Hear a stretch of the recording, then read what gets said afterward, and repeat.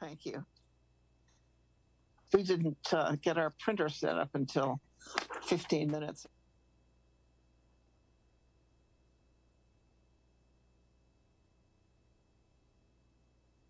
I'm starting the meeting of the Barnstable Historical Commission for Tuesday, October 17th, 2023 at 3 p.m.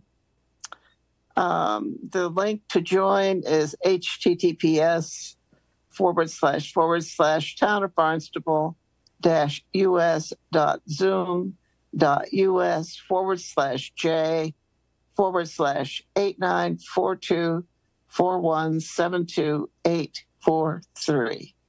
And you can participate by phone at 475-4499 with a meeting ID of 894-2417-2843. The meeting is always going to be recorded, and I have to ask if anyone is going to be recording the meeting themselves. I don't see any response, so we will say no. Okay, we have to do a roll call. Nancy Clark, yes. Excuse me? Nancy Clark, I'm here. Nancy Shoemaker? Here. Marilyn Fifield? Here. Oh, good. George Jessup? Cheryl Powell, I know, isn't going to be here. Jack Kay? Here. And I know Barbara DiBiase is not here. And Rob Frazee. Here. Okay. Acting under the code of the town of Barnstable, subsection 112-1 through 112-7, the Historical Commission will hold a public hearing on the following applications. The following applications have been determined significant and were referred to a public hearing. The first one on the agenda is William Calder, 1045 Main Street, Cotuit, map 034, parcel 017, built 1916.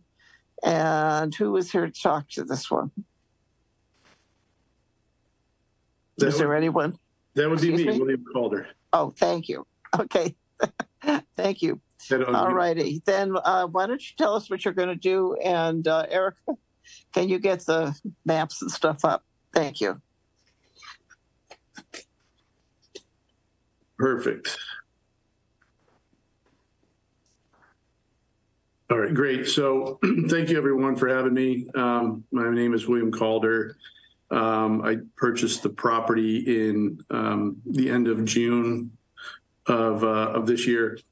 This is for my own personal residence, and I'm looking to greatly improve upon what exists there today. I'm not sure if anyone's gone by. So it sits on Main Street, right at the corner across from Ocean View Ave. As you can see here, there's a crosswalk, stop sign, a crosswalk.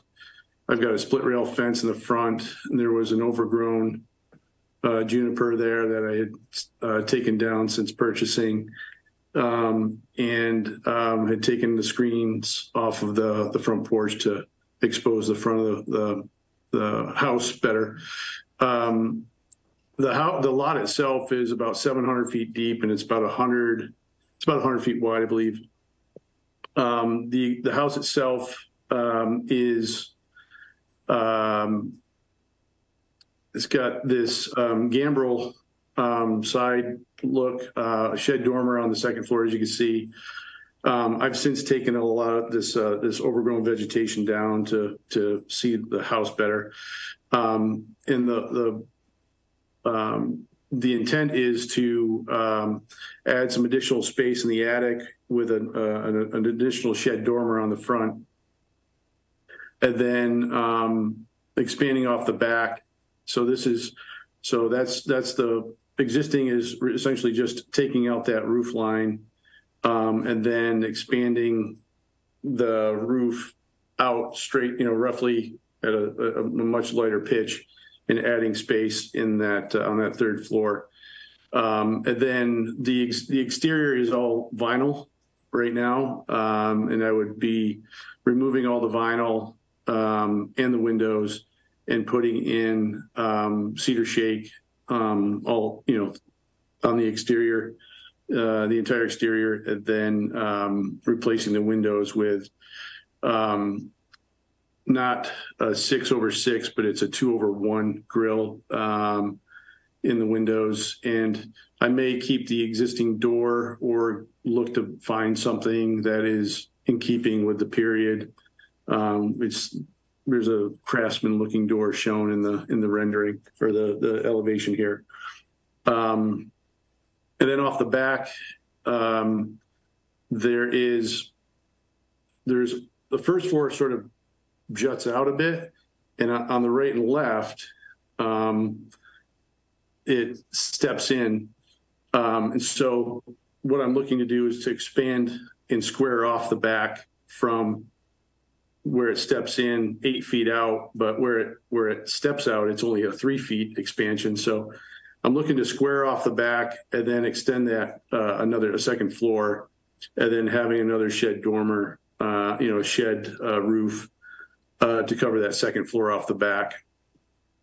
And then add a side porch that would not be enclosed. It would just be an open side porch for cover and refuge out of the elements while entering the house. So this is the right elevation. You can see the difference in what I'm asking for. And then you can see here on the rear elevation in the center of the existing on the first floor, the two middle windows actually steps out 5 feet. So from on each corner, I'd be stepping out 8 feet, but from the inside, it would be only 3 feet. And then expanding the upper floor to accommodate some larger, I wouldn't even say larger bedrooms, just pushing the bedrooms out to accommodate for an additional 2 additional bathrooms on the second floor, because it's a 4-bedroom, 1 bath right now. So that's pretty much the extent of it. Oh yeah, there's the plans as well. Right, so you can see on the rear elevation how it steps out. There's an existing toilet right when you walk in the back door. It's not a bathroom. It's just a toilet when you walk in. And then there's a pantry on the other side of that toilet that would be all taken out, and then I would square that back plan off to accommodate for some additional room in the back.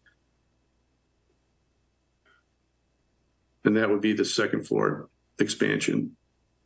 So 8 feet, and then adding 2 additional bathrooms for each of the bedrooms up on that level. And then the front bedrooms would share that other existing bathroom. And then on the top floor, you can see the attic eave that's not usable would become usable. And I would incorporate 2 sliders with Juliets that would face across across Main Street. There's views to Katua Harbor, and that's what I'm hoping to see, out of the third floor.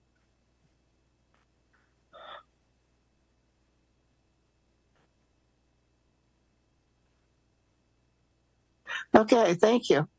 Sure. Is there anybody else going to speak to this, or just you, sir? That's it, just me. Okay. Do you go by William or by Bill, or? Either one. People start to call me William as I get older versus Bill. That's very good. Okay, do we have anybody here from the public, Erica, to speak to this? At this time, I don't see anyone raising their hand to speak to this from the public. Okay, and do we have any written correspondence? No. Okay, thank you. Okay, now then I close the public part of that, and it's time for. Oh no, I need a vote to close the public part. So I guess I move that we close the public comment part of our meeting. Thank you. A second. I'll second that. Okay, and I will do a roll call vote, as is my requirement. Nancy. Aye. Jack. Aye. Rob. Aye. Marilyn. Aye. And I note that George has joined us. George. Finally, it ran in. Yes. I'm glad you're here. And I vote yes also. Okay, so commissioners, your comments, please, and questions. Let me lead it off. Okay. These alterations proposed take a classic salt gambrel with the true setback dormers and make it a builder's mess. It is not appropriate to extend the dormer to a third floor on the front. It's not appropriate to do the same thing to the rear. It's not appropriate to extend the side walls flush with the first floor. In other words, the alterations as seen from the exterior are not appropriate for this basic house. There are some changes that are appropriate, but popping that third floor out as walkouts, especially since there's nothing except the railing required for security, that's not appropriate. It might be acceptable if there were windows rather than the sliders, but the present design is historically inappropriate. The roof is much too flat. If the zoning would permit, the third floor might be acceptable if the roof was raised and there's a 40-foot, I believe, plate height maximum. So that might be possible, but the present design is inappropriate. Basically, the existing house has room for expansion, but not in the way that it's been proposed. I would like to know what people think about the fenestration changes from the 6/6 to the 2/1. Well, I'll start that. The 2/1 is a Victorian window design for the late 1700s and into the early 1800s. It was usually associated with a early Victorian house, which was not a colonial or a cape. The design of the existing house is, I didn't hear when it was built, but it's an early 1700s house. The door that's on the front is a West Coast bungalow style door with the two rows of lights and single panels underneath. That's typically a green and green bungalow. Okay, thank you, George. Nancy, do you have comments? Yeah, the house was built in 1916, and actually I was kind of surprised to hear the house was 2/1 because those tend to be, I would say, more 1850 to 1900. But so I'm saying that wrong. I would not object to it being 2/1. But the one thing that I'm concerned about is that flat 2-story dormer that would be up on that side. I think I would be willing to let it happen on the rear, but that's such a major point of where Ocean View comes in onto Main Street. People's cars are stopped there. I'd hate to see something that would look not up to anybody else's architectural standards or previous designs. Just that one feature to me is a problem. Okay, Rob, Frazee, do you have some comments?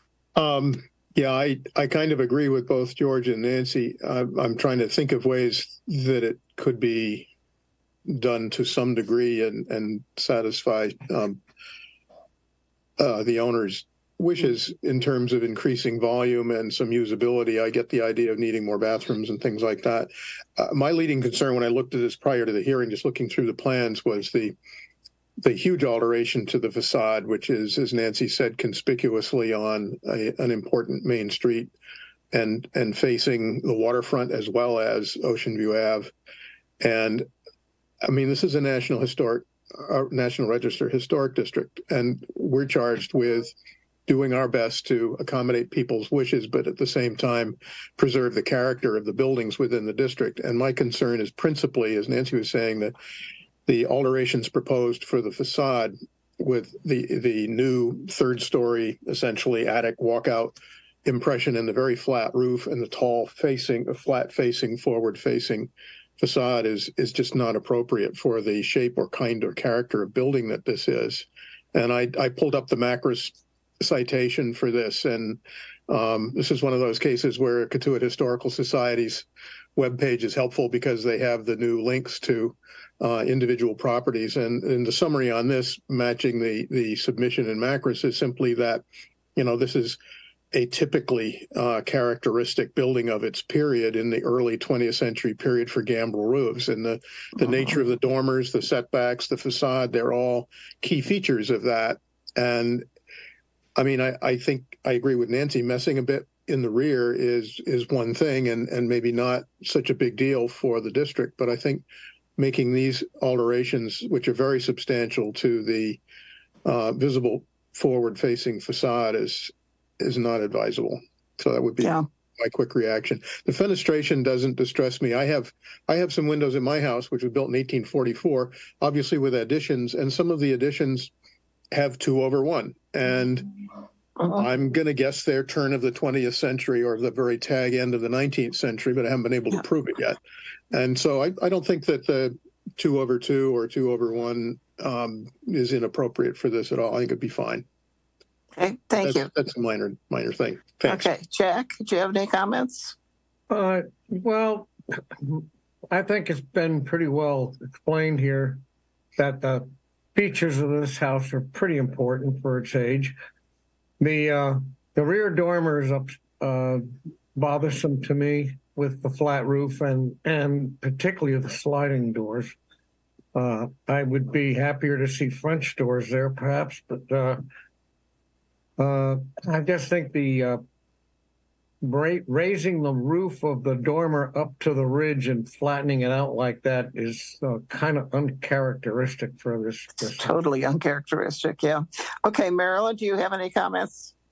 I agree with everyone else. And my question is, are those windows original? Do we know? Well, they're not the ones that are shown on the house as it currently stands. I mean the existing windows. Yeah, no, they're not. Okay, thank you. I'm sorry, I misunderstood what you were saying. Okay, it doesn't look good for the current plan, Mr. Calder. So can I ask a few questions? Certainly. So what are my options? So if you deny the plan as proposed, what would the board suggest? If we deny the plan as proposed, then you would have a window of opportunity that you could not do anything, and then you could do whatever you wanted. However, if you wanted to listen to some of the comments that have been made and exist and put in an altered proposal, then we could continue the hearing, and you could come back with a better set of plans, or plans that you think would be more reflective of what we're looking at. So what I'm hearing is I would have to go back and revise the plans that would essentially show the existing the house as is, because I didn't think any of the comments that I heard were accepting of any of the revisions that were made. But there are other options, other ways of doing things too. Nancy? Yeah, I'm mainly concerned about the front of the house. I do understand the issues with the sliding glass doors, and that I think could also be somewhat modified. But the main thing to me is that I don't know if I've ever seen a 2-story flat dormer looking like that. I think it would be quite unusual, and it is a historic district. And one thing to explain a little further what Nancy was saying is in our town, there is a standard 18-month delay. So if you might want to postpone, and hold off to the next month to decide what to do. We do certainly, if you had an 18-month delay, we would be glad to hear of changes a few months later and possibly help you along with what you want to do. I mean, I love that you care about the house and you're fixing it up well and caring about the materials that you're using. I don't want you to think we're completely against what you're doing. We're not. I think we admire what you're doing, but that front dormer is very unusual. Yeah, so the 18-month delay would essentially hold me hostage for a year and a half. Where not necessarily. Again, what I had said was that you could come back in a few months. Well, even 2 months, the monthly carry on the house and holding off contractors and not, doing any of the work is extremely costly.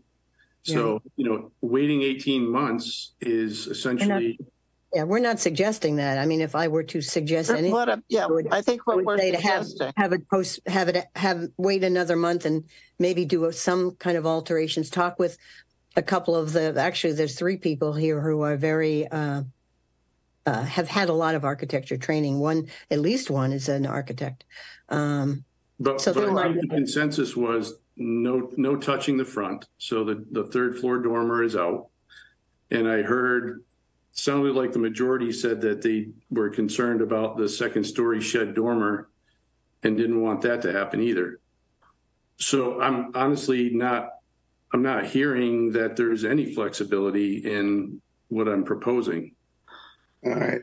I'd like to just toss in, I think both Nancy and I were suggesting that the dormer addition in the rear, William, is not as bothersome to us. I mean, it's out of character and proportion with the existing house, but it's not as conspicuous a part of the problem, the way the house presents itself in the district as the facade of the building is. And that's where I have the big objection to the 3rd-story dormer extension in the front. And I'm afraid that's a bit of a showstopper for me. And I'm sorry. I know what you're trying to do and I get it, but it just isn't appropriate architecturally in that district. And so if that's a showstopper, it is, but it's not meant that way. It's just the other things are less severe to us, I think, than that by quite a lot. I hope I haven't. Can I ask the committee? Would they object to converting the style of this house from a gambrel to a colonial, straight colonial, or Gambrel. Gable? No. Well, what it does is allow for that extra width in a recognized style historically. It would also allow for raising the plate at the front to a full 2nd floor, so that rebuilding the roof for attic dormer would not be that much out of line as an expansion of that house architecturally. George, But- are you suggesting that that should be a viable option to completely change?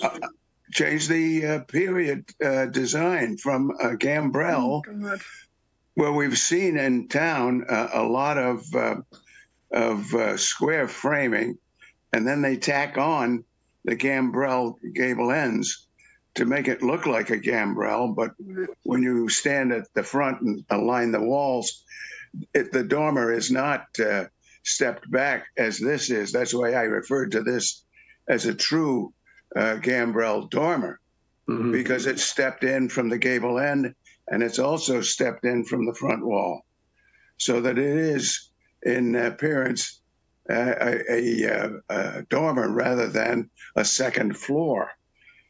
If the roof line, because he wants to square the back, if it were all the gable ends were treated as a colonial two-story, and then with a moderate pitch to the roof, he might be able to squeeze in a dormer on the third floor. But it would have to be as a dormer rather than as a walkout that wasn't walkout. Yeah, it's actually not a walkout.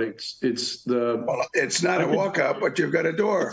It's the Juliet. There's sliders with Juliet's where you open the slider and the rails right there, 4 inches off the door. Yeah, what I could do is change the sliders to the windows. I'm talking about a dormer that might have a window that's either double hung or casement, but only 3 feet high or so, and not 6'8", which is what you're talking.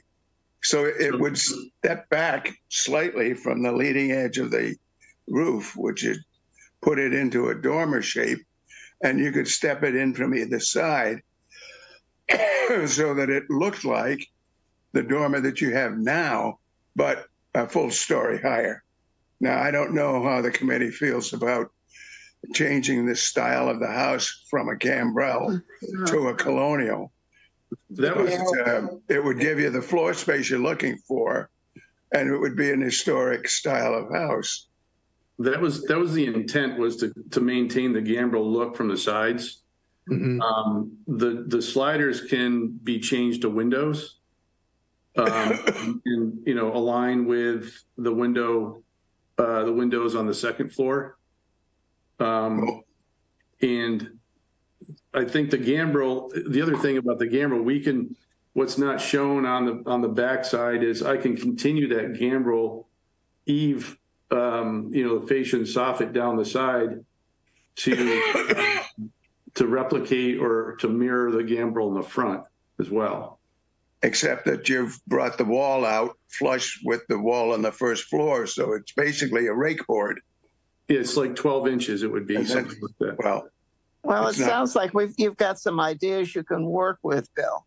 Yeah, right. My suggestion is that you do a continuance, if you are comfortable with that, and come back with some plans that are reflective of what we've been discussing. Well, the question will remain. It's not about the smaller details, whether it's a window or a slider. It's the floor area that I'm requesting. If I can't expand off the back and increase the second floor footprint.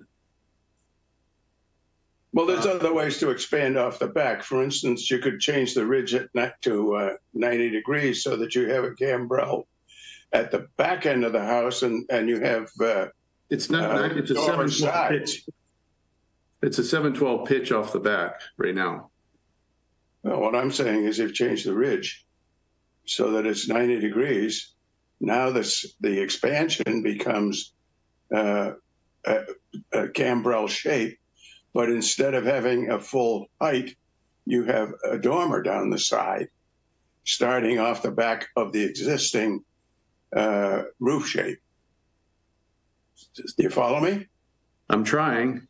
So that concept is. Sorry, go ahead, Bill. So you're going from you're running the ridge line of the roof perpendicular to the existing ridge line at the gambrel. Right. And that would also be a gambrel roof? Yeah. Yeah. Which maximizes your volume within the confines, which is one of the options that a gambrel construct gives you. I mean, that's a nice thing. It's one reason they were invented. It also is a much more conventional way of adding on to a pre-existing structure. We're all quite used to seeing in all of the districts L's and additions off the back rather than simply extending the complete volume of the existing front box of the house backwards with flat walls. If you follow me? Yep. I think am I following you correctly, George, with your? I think you are, yes. Yeah. I mean, it breaks things up a little bit. It probably won't get you quite the square footage you're looking for in this initial plan, but it will go quite a ways towards it, I think. It's certainly something to play with. The dormer can start right against the existing gambrel roof. Yeah. It can stop short of the gambrel end. Oh, you're talking At the it's full back inset wall. so it's inset. Yeah, it's inset just a little bit so that you have a visual break instead of the big flat mass of shingled wall there. And to simply, tack on say a trim board on top of it, probably you wouldn't do it literally on top of, but visually on top of the shingles to follow the existing rake line down from the original gambrel is not really going to work. It's a little bit trompe l'oeil. It's just not quite convincing enough to do. You need an actual break there to have the visual accommodate the needs. Yeah, and George's proposal does that. It's something to think about. We're trying to be creative on your behalf here rather than just be frustrating. Nobody's trying to just say, no, you can't do anything. Exactly. We're trying to find ways around that and suggest things. It just, I get into a situation where it's a no or a continuance, and there's no certainty of what can be done. It's go figure it out, come back, and maybe we'll tell you whether it works or not for us.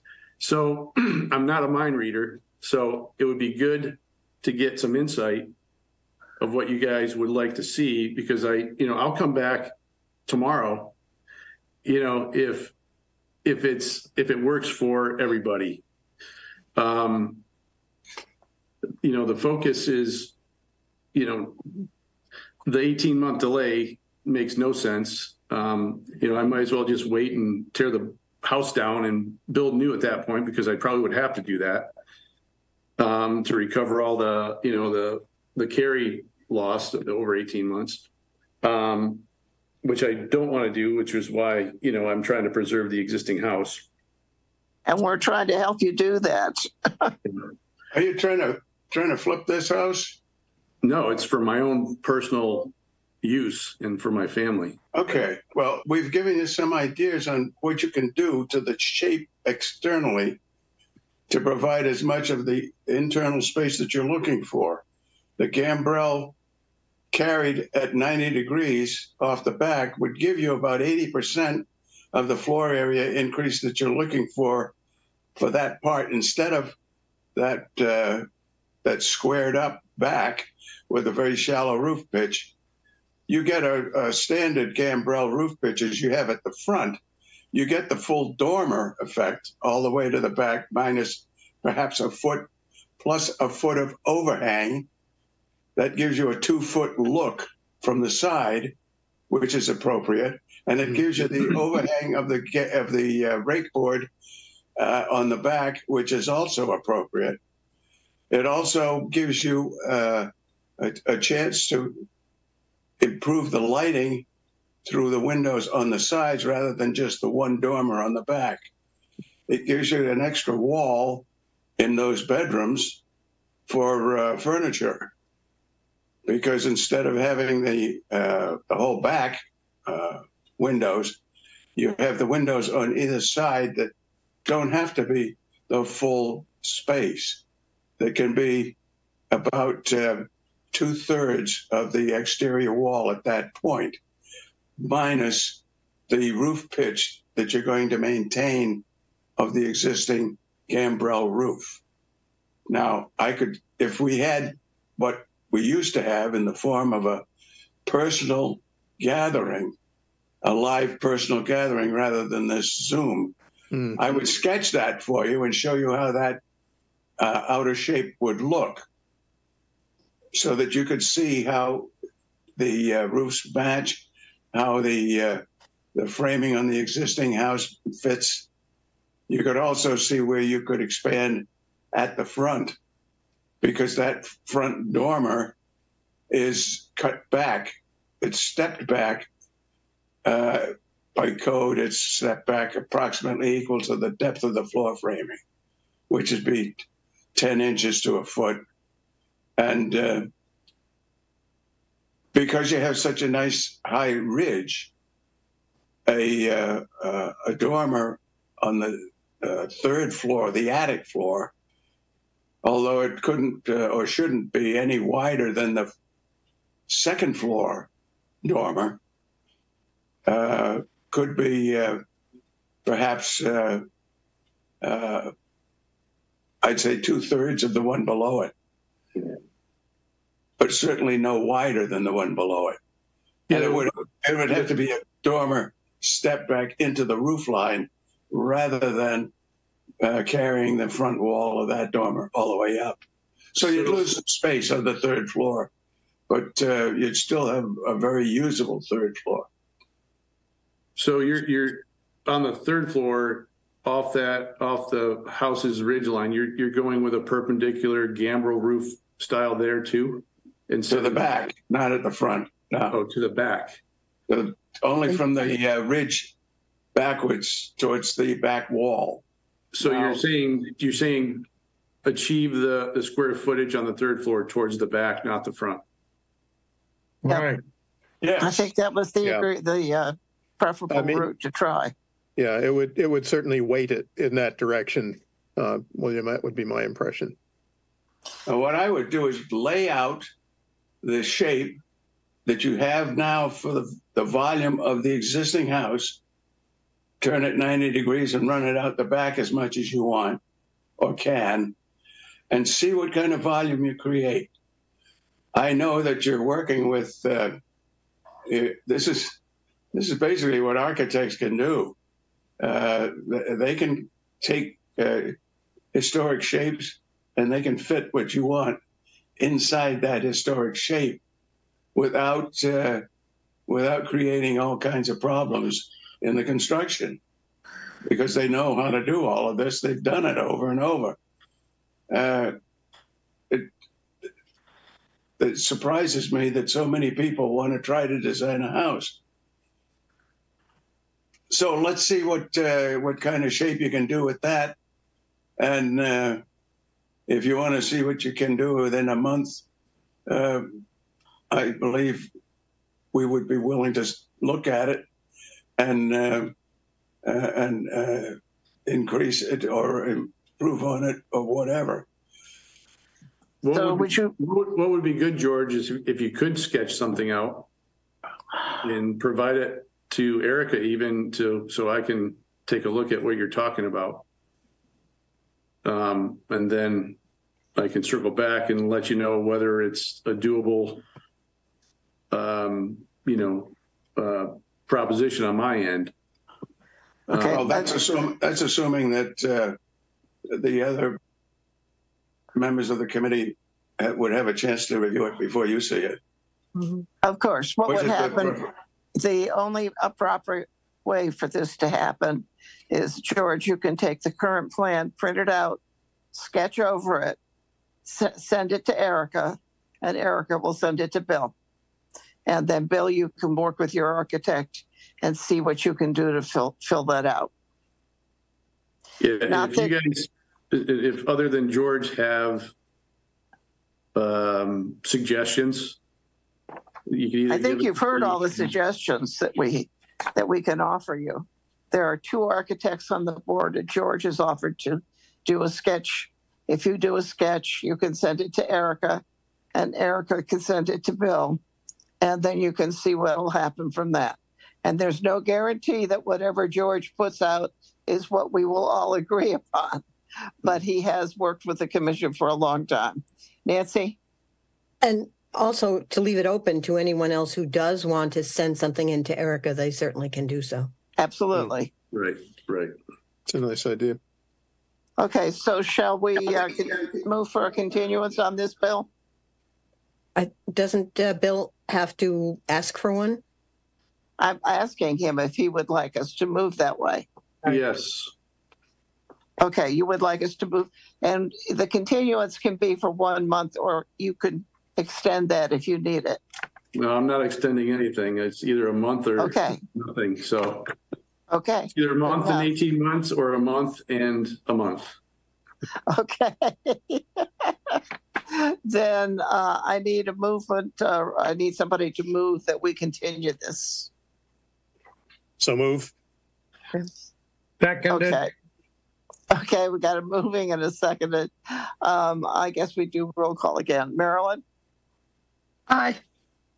George? Aye. Jack? Aye. Rob? Aye. Nancy? Aye.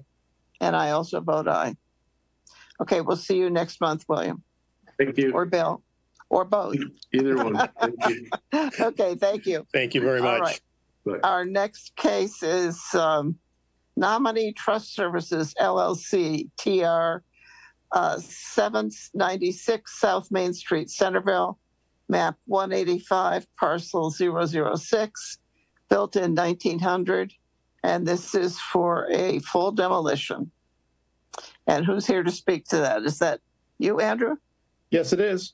Hello. Thank you. Okay, hi. Hi. Hello. Hi, members of the commission. Thank you for your time today.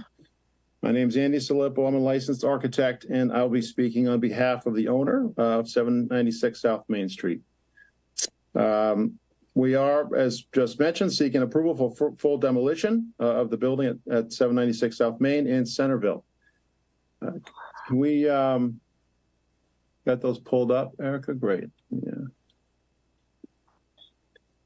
And you jump to the photos. Yeah, so the existing structure is a 2,500 square foot building with a detached garage built around 1900 from what we can tell. That's 5 bedrooms and 2.5 bathrooms.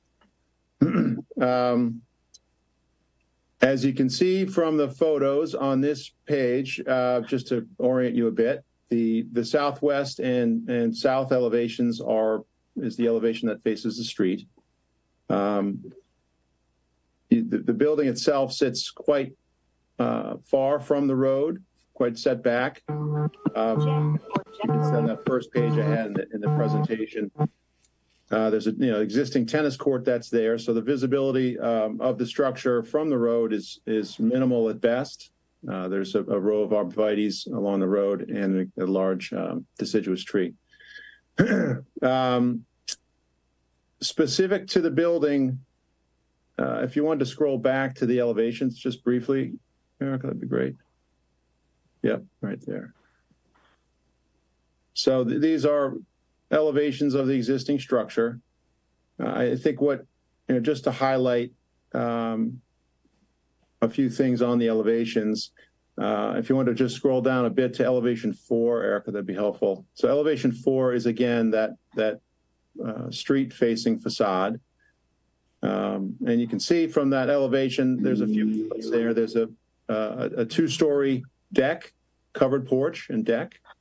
There's an existing gazebo to the lower right-hand side there, and then there's a large shed dormer on the existing roof. From looking at all 4 elevations, you can see, as probably typical with a lot of homes built over 100 years ago, there's a story here with additions and modifications over that time period. I would argue some more successful than others. But there's been a lot done to the existing structure at various points in its existence. If you go back to the next sheet, Erica, I did include as part of the presentation the permit record. And if we just zoom in there briefly, the previous sheet, that building permit record just shows that there have been 3 permits pulled on the building, the one right above that. The most recent in 2001, and they include work for a wood deck and a remodel. That's the extent of what we know as far as the permit record is concerned. But you could tell from walking the property and viewing the construction details that were used in various periods that the existing building itself is maybe hard to detect once versus what's been done to it. As part of our analysis of the building that we're working with, we reached out to 2 local professionals, one a mason and one a licensed structural engineer, to review the property and review the existing conditions of the property. They both submitted memorandum explaining what we found and the condition of the building. Just to submit for record briefly, so we first reached out to Conrad Langeth, who's a mason for DBA Langeth Masonry, established in 1881 or 1981. Their findings were the following: the fireplace back wall, the firewall, is badly eroded with heat, with half the brick missing. The brick are common red brick and soft ones at that. They're not fire brick. There's no clearance from the wood framing on the sides of the fireplace. That's a code violation. The throat and smoke chamber of that fireplace, the front wall of the smoke chamber is only 1 brick thick, or 4 inches, and is directly in contact with the framing. This is a significant fire hazard. Current codes call for a minimum of 8 inches of masonry and at least 2 inches of clearance from the wood framing. At the second floor, he writes, the chimney is in direct contact again with the wood framing on all 4 sides. The current building code calls for at least 2 inches of clearance. And then up at the attic, he finds that more clearance is needing to the framing. The south side of the chimney is corbelled, which means that chimney steps out a bit, and is structurally holding up a ridge board, which is, again, another code violation, a ridge board for the roof. Lastly, at the roof itself, the chimney cap is highly weathered, flue liners are cracked, and the lead flashing is in disarray. At the base of that chimney, again, there's framing clearance issues. And again, the chimney itself is used as a structural element in the house, again, corbelling out from that chimney to support wood framing members, which is not ideal. In conclusion, he writes that the chimney fails decisively and there are no way to bring it up to the current building codes. The other kitchen chimney, he observed that the chimney has no clearance to the wood framing, again, on the exterior wall. On the roof, the chimney is in very bad shape and structural integrity is in doubt. The dimension of that chimney is 16 by 16 inches square, and it's over 10 feet tall. He says that one good push, it will fall over. He also gives this chimney a failing grade. You can see that chimney on the next page and on one of the existing photos, and when we get to that. But so that was Mason Conrad's 2 cents on the existing masonry. We also reached out to a licensed structural engineer, Webb Structural Services out of Reading. We asked Webb Structural Services to understand the existing structural system, to determine the condition of the existing framing, to evaluate the appropriateness of the framing to support reuse in reinforcement requirements, and lastly, to evaluate whether the existing structure can remain and be reinforced efficiently and safely, or if it would be structurally practical to demolish the structure and replace the entire building frame. So what their findings were as follows. The original red brick foundation appears to be in suitable condition with minor deficiencies. The footing conditions is unknown currently. The first floor framing also appears to be in acceptable condition for reuse with necessary reinforcement. At the second floor and roof framing, we found that framing is quite undersized with long spans between supports. It appears that ill-conceived alterations and additions have modified the original framing over the years. For example, Dan writes, He believes the large shed dormers that altered original roof framing and an addition was added in the rear. The shed dormers resulted in a roof framing configuration that is geometrically unstable without proper ceiling ties or a structural ridge. They broke the triangle, as they say. The workmanship of the rear addition appears poorly executed. It is questionable whether the foundation for the addition has proper frost protection. That was noticed with significant heaving in both of the additions off the back of the house. And lastly, the original second floor interior beams are undersized with current framing, resulting in significant sagging of the floor system. And just also back to the previous note, some of this structural system is being supported by a chimney, a brick chimney. So that's not ideal. It's Web Structural Services' opinion that the foundation of first floor framing appeared to be suitable for reuse. They believe it's practical for the individual components of the framing to be reinforced as necessary. They do note that the limited information regarding the construction of the original foundation renders its future behavior unpredictable. The generally good appearance of the brick foundation is not indicative of good performance given the altered building above. Brick foundations of this type are not common. Lastly, Dan writes, we also believe the second floor and roof structural system are not appropriate to support the present code prescribed loading required for current use. It is WSS's experience that the areas of undersized framing members will require major reinforcement, if not complete replacement, for the larger sections of framing. The most practical approach to address the structural issue of this building is to demolish the areas in question and rebuild. So we wanted to get a thorough understanding of what we were dealing with and what we were working with. If you can scroll out, Erica, and just this next slide. One points to the chimney that was discussed by the mason in that upper left-hand picture, and not in its best condition. And then secondly, this slide, we're just trying to highlight back to the building permits that were pulled, the various additions and modifications that have been made to the original building that was built in the early 1900s.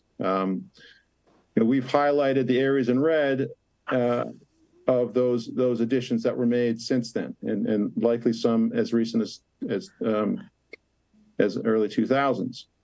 And I think the upper right-hand picture, again, that South Street elevation, you can see that barely any of the actual existing historical building is visible, even if you were to be able to see the house from the street. And I think George may be able to attest to this, the detailing that was used on a handful of these pieces, specifically the railing on the second floor, some of the foundation details at the porch, and some of the items on the gazebo are not by any means historically accurate or sensitive, I'd argue. So basically, yeah, that concludes our assessment of the existing condition. So, in conclusion, we feel that because of the significant structural concerns in regards to the existing first, second floor and roof framing condition and detail, and because of the significant fire safety concerns in regards to failing and appropriate built fireplaces and chimneys, and that to refurbish or restore any of those elements would be of significant cost and maybe not even possible at all. And lastly, we would suggest that the original historical structure is no longer visible due to significant alterations and designs that have occurred in the last 30 years, not part of the original. That the full demolition is warranted. Okay, thank you, Andrew. It's a very complete. Go back, yeah, and so I'm happy to stop there if you want to. If you have more, go ahead. We do have a proposal of what we would plan to put. No, that we can't review. Okay. All we can discuss is the current building. And whatever you build afterwards is not something that's within our purview. Okay. Well, then I give you the floor. I have no more. I have no more to say. Okay. Thank you, though. But there are some images and documentation in the remainder of that presentation that clearly show what we're hoping to do, and with our intention to be thoughtful to the context and to the historic relevance of the building we're working with, and that's certainly our intention as the architect and the intention of the owner, for whatever that's worth. Okay, thank you very much. It was good to see as complete a presentation as you made. You brought a lot of paperwork to it and put a lot of thought in it. I will point out that what the original house was and what it is now, it's just a story that's come along the way. And whether or not the changes were appropriate are not really within what we can say now. All we can discuss is what the current proposition is, which is total demolition. So are there any members from the public, Erica, that have either written or communicated or are here? Chair, this is Erica Brown. I don't see anyone willing to speak to this project at this time, and there was no written communication. Okay, thank you very much. In that case, I would like a motion to close the public portion of the hearing. So moved. Thank you, George. I need a second. I think you are seconding Nancy, but you're on mute. Sorry about that. Yes, I was. Sorry. Okay, thank you. Okay, so we will have a roll call vote for that. Marilyn Fifield? Aye. And George Jessup? Aye. Bob Frazee? You are muted, Bob. Aye. Thank you. Jack Kay? Aye. And Nancy Shoemaker? Aye. And Nancy Clark, I also vote aye. Okay, so commissioners, the floor is open. Well, what wasn't mentioned was the fact that I met with the builder and the architect to review the building from the outside. We did not go inside. We walked around the outside, and it was asked of me what he could expect in the way of comments by the historic board on the existing structures appearance, and I advised that there were certain things that they had made in the way of changes that would not be acceptable, notably the balcony railing and the gazebo and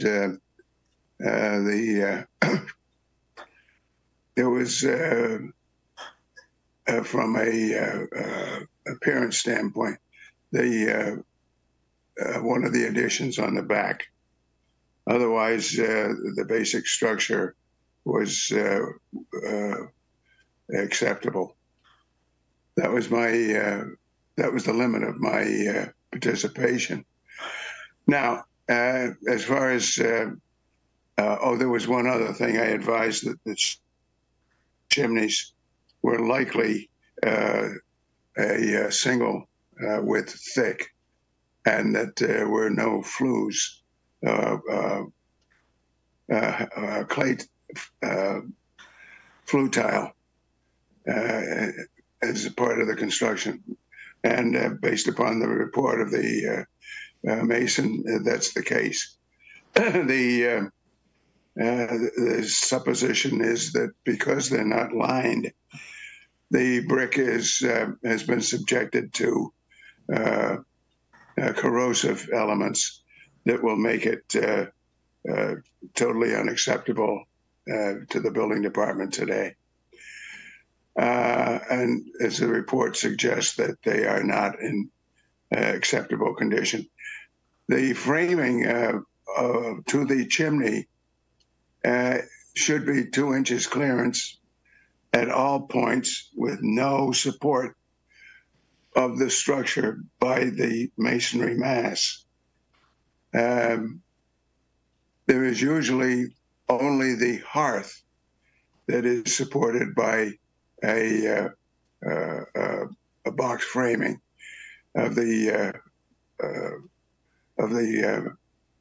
material for the hearth itself, but not the chimney. And that would likely be the case at this construction. Of course, we haven't been inside, so we don't know.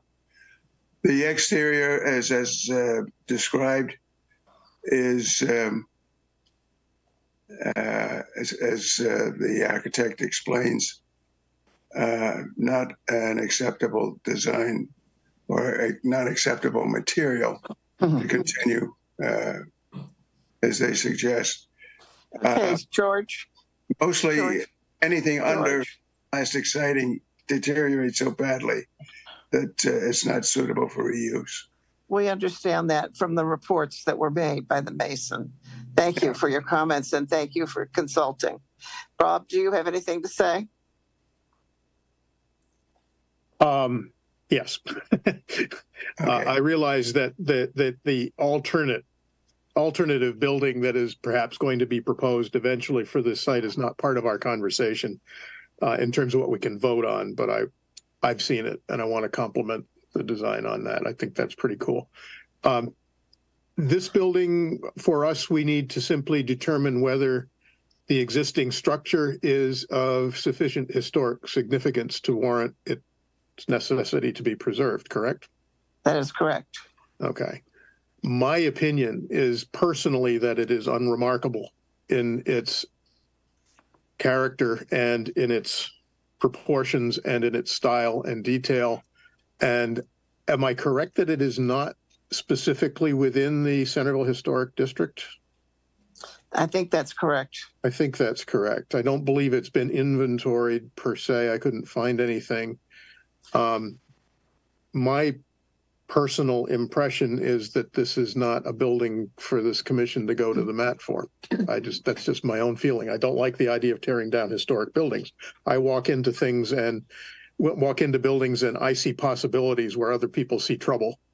Yeah, I do too. And I think that's kind of a common gut feel among people who are historic preservationists, and I want to just advertise that that's appropriate. And so, that said, I agree that if you're doing a major renovation or a rehab to an existing historic structure, you do have to meet some code requirements, even if you're given some dispensations from code by the stature of the building in terms of its historical significance. But that shouldn't include things that impinge on fire safety and structural integrity. And if there aren't workarounds, then demolition is one alternative that has to be looked at pretty hard. So my last thought is just that I disagree with your gentleman, I think it was Mr. Webb, who cited that brick foundations are rare. They're not rare. They're common. Yeah. I don't disagree with him that he can't know everything about what's underneath it. And depending on what you're doing above it or what loading you're changing to it, you might need to investigate that more. But I live with a brick foundation and I love it dearly. and it's pretty common, that or rubble foundations, which are even more precarious to build on, which is what I have in a historic district. So those things are more about finding a historic building friendly surveyor than anything, who would just understand the context of it a little better in a broader way. He's not wrong. I'm not saying that. Just putting that out there as part of the understanding of the subject. Yeah. Thanks, Rob. Just to chime in, it's our intention to supplement that. If possible, supplement that brick foundation, and we don't want to tear any of it out if we don't have to. Good. We don't want to tear any of the building down if we don't have to, but there's a line we've crossed here. But. Okay, Margaret, did you have anything? Margaret, Marilyn, did you have any questions? No, thank you. I agree with George and Bob. Okay, Jack. I only have a question about one of the photographs. There appears to be another structure right close by. Is that part of the demolition also? That's not our intention. There is a detached garage. It's not clear if it's original or not, but I'm assuming it was built more than 70 years ago. But our intention is not to demolish that garage. That garage does currently sit on the property line, and a part of that garage is actually in the rear neighbor's property. It kind of looked that way. Yeah, I don't know if they've been seeming to get along with that being the case. So, but it's not our intention to knock that down. If we don't. Yeah, the application is for the house alone, Jack. Yeah, I was just curious. It appears to be pretty close. My only other comment is the house, to me, looks more like mid-America farmhouse than a historic structure on the Cape. Okay, thanks. Nancy? Again, I think Bob described it well, and also Jack, mid-America farmhouse with a lot of gingerbread all around it, with that seemed to be of not of old wood, obviously, no, kind of. It's up. Anyway, it's obviously got a history. I was going into this kind of wondering, but seeing all these reports and all, I agree with, I assume the majority here that there's not much else you can do. Okay. I think that we are ready for a vote, but I guess we have to close the hearing first. So I need a movement to do that, please.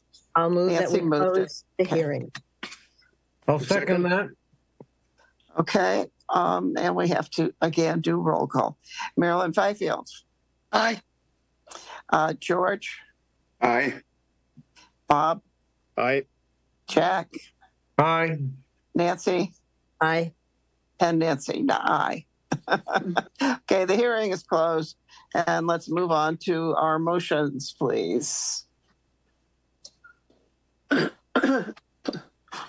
I can do that if you want. Good. That'd be fine. Okay. Oh, wait a minute. I'm on the wrong sheet. Here we go.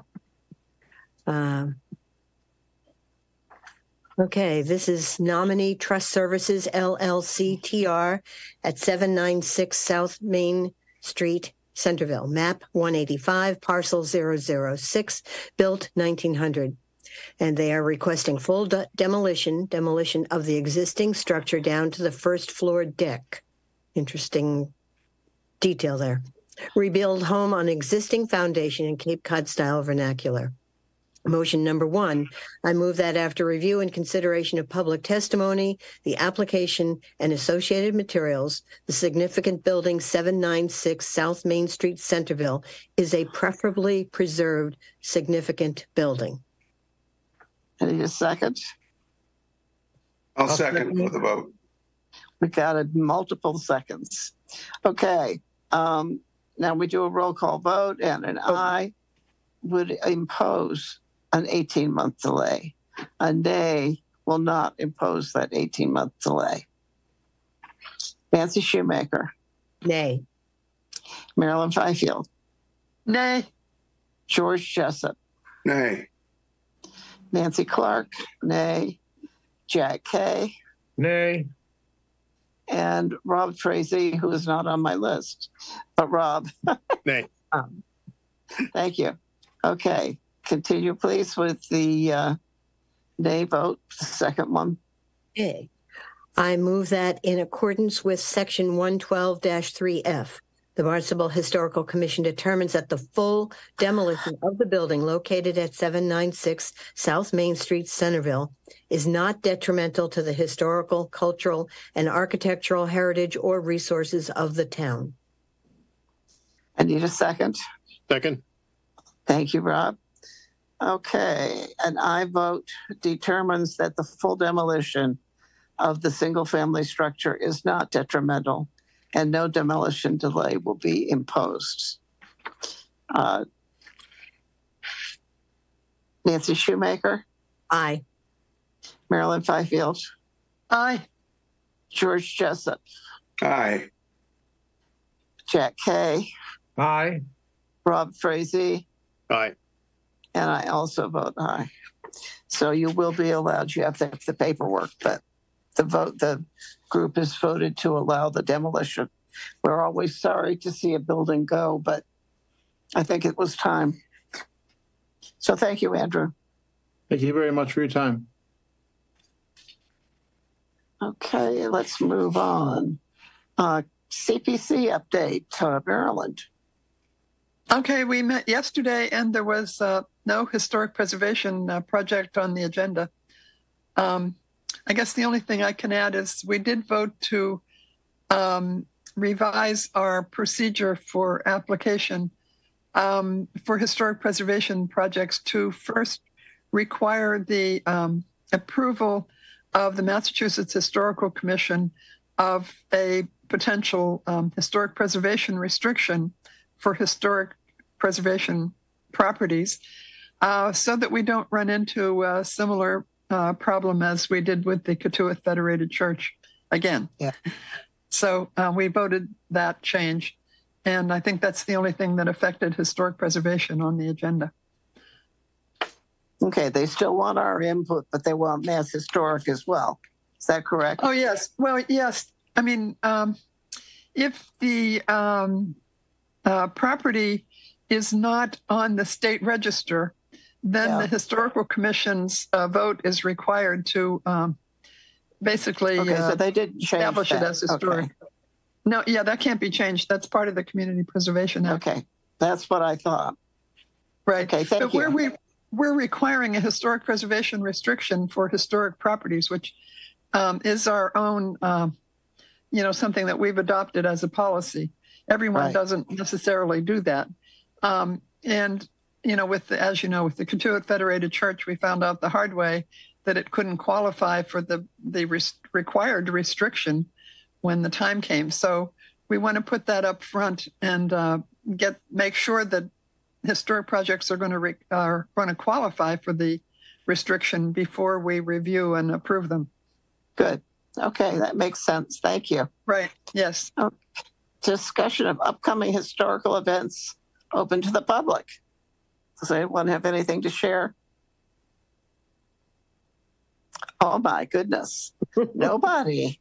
Wow. Can't think of anything anyway. There's some coming, but Yeah. Okay. All right. And the approval of the September minutes. I suppose that, Marilyn, you have reviewed them? Yes. Okay. And do you approve of them? Yes, I would move to approve them. Would you like to make that motion? Yes, I would move to approve them. Is that a good enough I need motion? a second. I'll second it. Thank you. Okay. I guess we have to do roll call vote again. So, Nancy Shoemaker. Aye. Marilyn Fifield. Aye. George Jessup. Aye. Nancy Clark. I'll vote aye. Also, Jack Kay. Aye. And Rob Frazee. Aye. Okay. Thank you. I think we've got that part handled. And I have a couple Yes. of issues. Yes, They Nancy. can clarify for what you asked me for. One is, I think I might have told you I'm working on something with Protect Our Past, which is trying to encourage people to keep their homes, as we couldn't with this second application. And they're doing a pattern book, which is a book of, they started doing these in America, I think in the 1830s. And have I talked about this at all with you? No. I don't think so. And so I'm going to be looking for some suggestions and help. It's a book that will go out to all historical commissions, all the members, so that they can explain a complete pediment from an incomplete pediment or window fenestration. It's going to go out to realtors and future buyers of homes, suggesting a lot of it. I'm sort of adding to the book that every house can have a story, and you're not just removing a structure, you're removing a lot more and a lot of the essence of the cape. I won't get into that, but the other item I really am getting so concerned about is what is happening with the items, and I have 127 pictures of those items that was at Trazer Museum that never got sent to the proper places and is sitting up there with no heat and no air conditioning. in a building that is up for rent. Diane. And there's Yes, things like Erica. glass negatives. There are photo prints. I'll get to Eric. I'm glad you have something to tell me, but there's books, there's paintings, there's a portrait of a judge, and it all could so easily be sent to everybody. And I hope you're going to tell me, Erica, that they've finally done the now fourth inventory of all these items. Have they? Unfortunately, that got put on hold as Kate was spearheading that project, and Kate went on maternity leave. She is back now, though, so Elizabeth is going to be pairing with Kate to start that project very soon. Great. There are people who would have known where these items would go, and they've now gone to another world. I mean, this has been going on since 2004. So for 19 years, those items have been up there with no concern for their safety. I can't say it enough. So I guess I'll say it every month. We keep not a problem. I will make sure to pair with Elizabeth and make sure that we are getting better updates as time goes on. So hopefully we will get that sorted very soon. And we're not certainly hope so, because we had a rather complete inventory of them already. And so it really is very upsetting to several of us who were involved with the removal. A few things have been found missing too, which is sad. Yes, we know that too. It's with that amount of time and no real security on it, that's not surprising. I mean, even if by accident or by act of God with a leaky roof, you never know. Stuff like that's part of the war. There's no protection or climate control. This was a different situation. Anything, but if there's any way that an extra pair of hands or an extra head in the game would be helpful, please share with Elizabeth. I'd be more than happy to help at some point if I can. So I've sent them. I'll pass that along. Yeah, I appreciate it. Okay, thank you, and thank you for bringing that up again, Nancy. Rob, go ahead. One question I have, and I sent it to Erica this afternoon. I don't know if she received it or not, and that is a question about next month's meeting date. And it's, I believe, set for the 21st of November, and that's just a couple of days before Thanksgiving. And I'm wondering what that will do to impact our potential to have a quorum. And I know I will be attendance challenged that day. I will probably either be on the road or tied up in some fashion that would make it tough. Is there any precedence for changing dates like that? Or yes, we can change dates. Is that a good idea? If the calendar allows us to, that's going to be the trick. So I'm trying to pull up my calendar. And I'm mindful asking this, that our first hearing today was with a gentleman who's probably coming back to us with a continued subject, and I don't want to do anything that would be unfair to him. So, it's set for the 21st, and Thanksgiving is the 23rd. Yeah, I mean, anybody traveling for the holidays is very apt to be on the road at that point. I'm thinking is my concern with it. Maybe instead of making it the 14th, we should make it the 28th to give. No, it was the 21st that it currently is. Right, but our other choices are the 14th or the 28th. Oh, I see what you're saying. Yeah, I saw that was. Is the calendar open for the 28th, Erica? I would have to double check, but I believe so. I believe that would be fine to move that meeting, but I would have to check with communications. And unfortunately, I think Nancy was correct in what she was saying. And with continuing an item, I believe you have to continue it to a date certain. So the next meeting, I don't believe we told him. We just told him the next meeting. We didn't give him a date certain. That's the date that's on the website, on our schedule, because that's posted on our website. Okay, well, let's look at the people who are here. Is Nancy, are you going to be available the 21st? I probably will be. Yeah. Jack? Yes. Marilyn? Yeah, should be. Yes. George? You said the 21st? Yes. I'm available the 21st. It's already on my calendar. There you go. And Rob, that would be four. That would be quorum. Yeah, but you'll have a quorum, and I'm your alternate anyway, so that's not critical. And Barbara may or may not be available then, but we have the quorum, so we'll keep it at the 21st. That's fine. That's Okay. fine. because of the continued. But thank you for bringing it up because Well, it is thank an you for issue. thinking it through. I mean, I think that's absolutely the right conclusion too. So good for you guys. Thanks. Okay. So the next meeting then will be November 21st. And I would accept a motion for adjournment. So moved. Thank you, Second. Jack. Second, Rob, thank you. And, oh, yes, we have to do roll call again. Marilyn. Aye. Jack. Aye. George. Aye. Rob. Aye. Nancy S. Aye. And Nancy C. Yes. Okay, we are adjourned, and thank you all for giving us your time and your energy.